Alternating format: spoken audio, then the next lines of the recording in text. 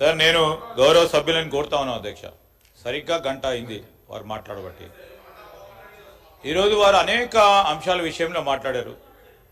అన్ని విషయాలు కూడా మాట్లాడారు సార్. సత్యదూరమైనవి కూడా అన్ని చెప్పుకుంటూ వస్తూ ఉన్నారు. ఈరోజు మేము చెప్తా ఉన్నాం, మేము మేనిఫెస్టో పరంగా తీసుకున్న అంశాలను కూడా వారు ప్రస్తావన తీసుకొచ్చారు అధ్యక్ష. వారు కూడా మేనిఫెస్టో పెట్టారు. ఎవరు నమ్మినారు అధ్యక్ష?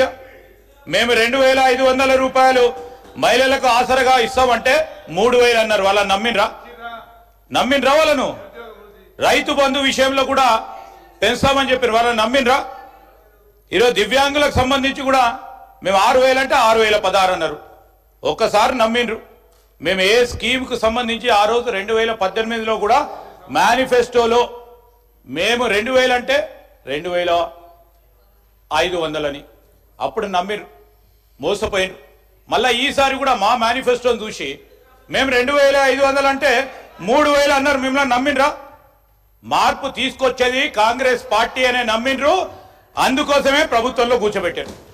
మా మేనిఫెస్టో చదివితే మీ మేనిఫెస్టో కూడా 2018లో 2014లో 2014లో సంబంధించి సామాజిక న్యాయం చేస్తాం, ఈ రాష్ట్రాన్ని దళితుల్ని ముఖ్యమంత్రిగా చేస్తామని చెప్పారు.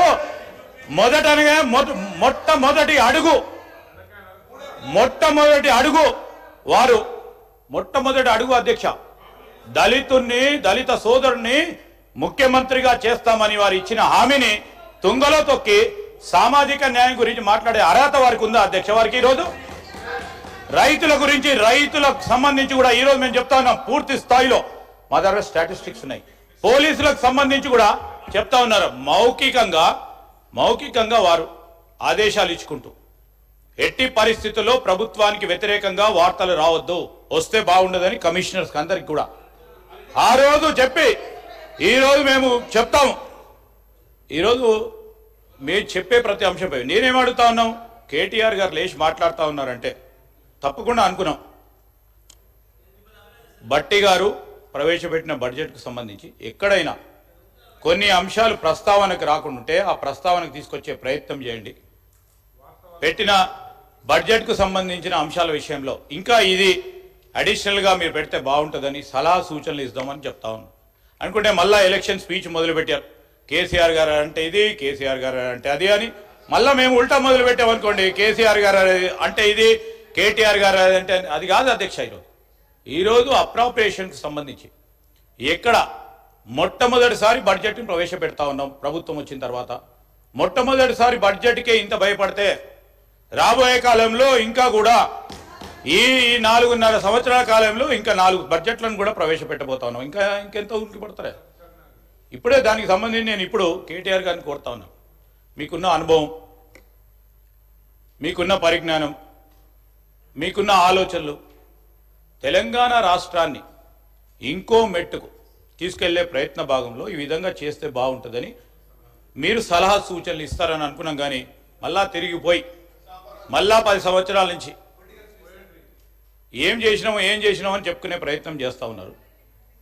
ఈరోజు మేము ఇప్పుడు చెప్తాను, మీరు చేసిండ్రు, ఏ విధంగా చేసిండ్రు ప్రజలు చూసిండ్రు, ప్రజలు కూడా అనుభవించిండ్రు. ప్రజలకు సంబంధించిన మార్పు రావాలని కోరిండ్రు. మార్పు తీసుకొచ్చే ప్రయత్నంలో ముందుకు సాగుతా ఉన్నాం అధ్యక్ష. అంటే 6 గ్యారంటీలకు సంబంధించి నిన్న కూడా ముఖ్యమంత్రి గారు, డిప్యూటీ ముఖ్యమంత్రి గారు రైతు రుణమాఫీకి సంబంధించిన మేము హామీ, ఇబ్బంది వచ్చినా ఆర్థిక వ్యవస్థ సరిగ్గా పయనం వారు చేయలేకపోయినారు. ఈరోజు ఏ విధంగా స్పష్టతతో ఇచ్చిన హామీ నిలబెట్టుకోవాలని ఒక కృత నిశ్చయంతో, చిత్తశుద్ధితో, కన్విక్షన్తో, కమిట్మెంట్తో పనిచేస్తా ఉన్న తరుణంలో ఈ విధంగా చేయమని సలహా సూచనలు ఇవ్వండి. ఫస్ట్ బడ్జెట్, మొట్టమొదటిసారి బడ్జెట్ను ప్రవేశపెడతా ఉన్నాం అధ్యక్ష, పూర్తి స్థాయి బడ్జెట్. దయచేసి ఇప్పటికైనా